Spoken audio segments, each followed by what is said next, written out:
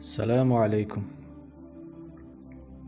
پیش از آنی که این قصه را آغاز بخشم با یک سوال به شمایان مراجعت کردنی بودم. هر یکی ما و شما وطن خود را چی درجه دوست می داریم؟ در زبان یا در عمل؟ جوابهای خود را در کامنتاری گذارید. این قصه را یک مدرس دانشگاه نقل می کند. مسکن قدوس، منزل مسجد الاقصی، سنه سال 1972 21 می. در روز جمعه نقل را آغاز می کند مدرس. من و دوست ژورنالیستم سعید پسر ترزی این مکان مبارک را با کمک رهبریت وزارت کارهای خارجی اسرائیل برای زیارت تشریف آورده بودیم. مسجد اقصی را در بازار قدوس با مقصد برنخوردن با قهوه فروشانی که تکاتب از یک طرف به یک طرف دوادو میکنند آهسته قدم زنان به دری که راست به درون مسجد میبرد رسیده آمدیم. یعنی در آن جایی که شب معراج در آنجا نفس گرفته به قبلگاه اولین مسلمان ها رسیده بودیم.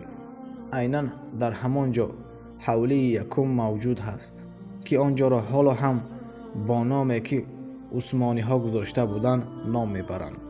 حولی 12,000 شمدان نام میبرند. چرا حولی 12,000 شمدان نام میبرند؟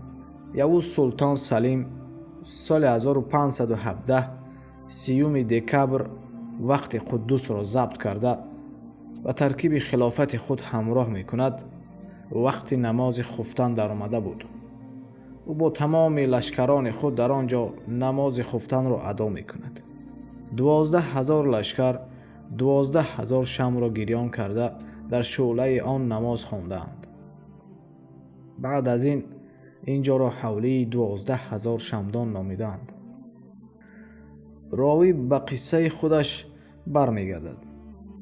بعد از پامونک های وسیع 7-8 قدم گذاشتن به حوله دوم میگذارید. راوی قصه میکند که من او را در بالای همان پامونک ها دیدم. قد او از 2 متر بلندتر بود. در بدن خراب او، در بدن عبارت از استخوان‌های او یک پالتوی عجیبی فرسوده شده بود که در بدن او آویزان بود.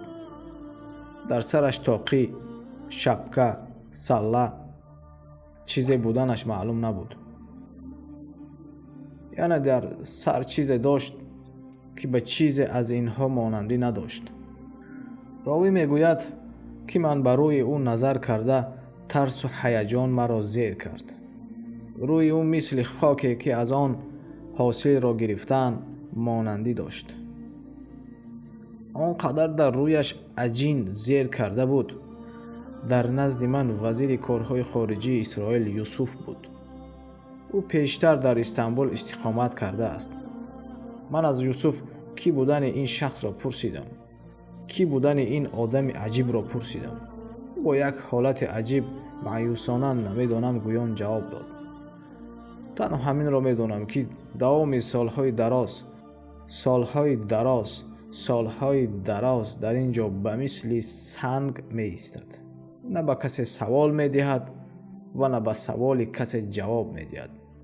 بی گپ و صدا خاموش می ایستد. راوی می پرسد که چرا و برای چی؟ به پیش او چگونه رسیده رفتنم را نمیدانم.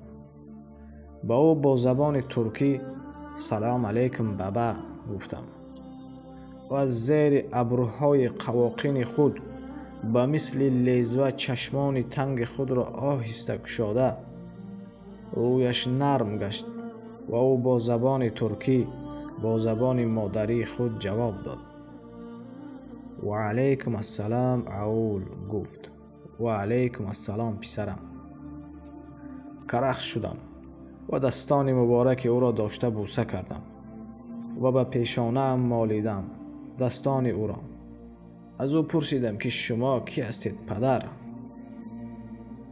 من خودم را به تو شناس می کنم، اما پیش از این به تو باید این را گویم که آن دولت عزیز من در ایام پراکنده شوی بود.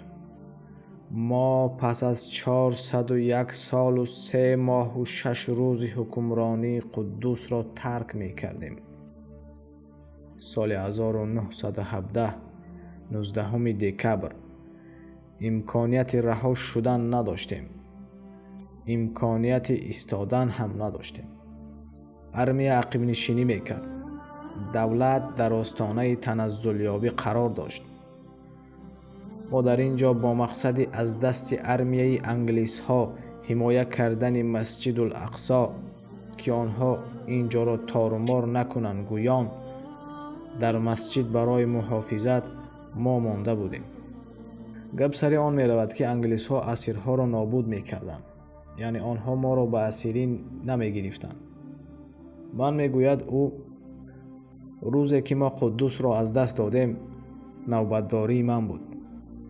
همان روز حمایه مسجد در عهده من بود.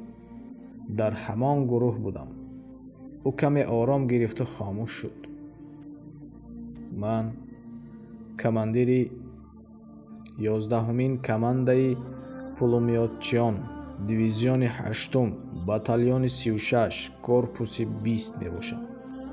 نام من حسن گفت. یا ربم گفتم میگوید حکایچی.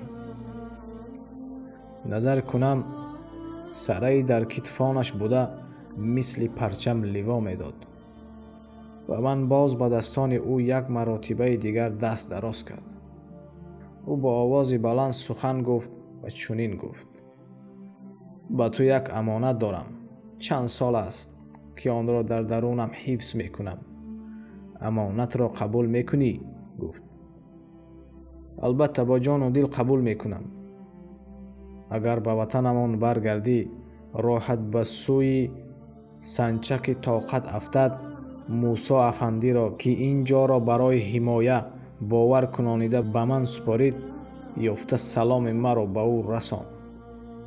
با او گو که خواطر نکشد. کماندیری 11مین کمانده پولومیوتچیان حسن اقدیری از همان روز تا این جانب به جای گذاشته اتان در نوبتچگی خود دوام داده ایستاده است. من میگوید در همان وقت تمام شدم. دست و پایهایم مرا دیگر گوش نمی کردن. او باز خاموش شد. به مثل در دهانش گویا سنگ باشد. من برای به چشمان او نظر کردن باز جرأت پیدا کردم. در زیر چشمان پوشیده او سرباز حمایت کننده سرحد تاریخی 4000 ساله آتشدان پیامبران نمودار می شد به نظرم. او افق را با وقار مشاهده می کرد. او حالا هم در نوبتداری قرار داشت. او در دوام 55 سال یک لحظه هم ترک نکرده، حتی از وطن خود ذره ناشکری نکرده آنجا را حمایه میکرد. حتی ما کیها باز فراموش کرده ایم، اما او تا کنون دوام 55 سال در نقطه گذاشته شده در پاسبانی بود. بعد از گذشت سالها در ترکیه در تلویزیون درباره این مرد قصه ها می کردند و آنها از من پرسان شدند که این سرباز را برای یافتنش کمک کنیم. می گوید مدرس. این سرباز دوام 55 سال در قلب خود قدریت ها و معنویات را به مثل یاقوت در حفظ و پناهش نگاه می داشت. ما چی؟ مثل علف خودرو با افق یک سر می برداریم و در شعله آفتاب کم تاب داده باز خزان می شویم. اما این گونه حسن ها چی معنویات ایمانی و ملی را عزیز شماریده در هر گونه گرمی و خنوکی ها، سختی و نرمی ها، بینالایش ها صبر کنان در حفظ و امانت خود قرار می دهند. این گونه جسد ها ابدالابد جاویدانند. درباره وطن سخن میگوییم، شعر و قصیده ها ایجاد میکنیم. درباره دشت و دمن، زمین های مادری نقل ها میکنیم. بسیار بسیار سخن ها میگوییم، اما ما فقط میگوییم خلاص. در عمل ذره هم شجاع نداریم. هم بلاگرها، ژورنالیست ها، حافظان، شاعران، صاحبان میز و کرسی ها و دیگران در پس کامره ها سخن های رستمانه میگویند، اما در دستانشان کلند قدریت ها را سپاری اولین شده پرتافته ترک وطن و ملت میکنند. این گونه حسن ها در پس کامره های نواربرداری نیستند. در حیات جهد و کوشش میکنند، نه برای PR و نه برای منصب، بلکه برای قدریت های ملی و وطنداری تا آخر به خود نشاندهی ها تسلیم نشده جان و قربان میکنند. این گونه حسن ها هستند که قدریت های ملی و ایمانی جاوید و ابدی هستند. السلام علیکم و رحمت الله و برکاته.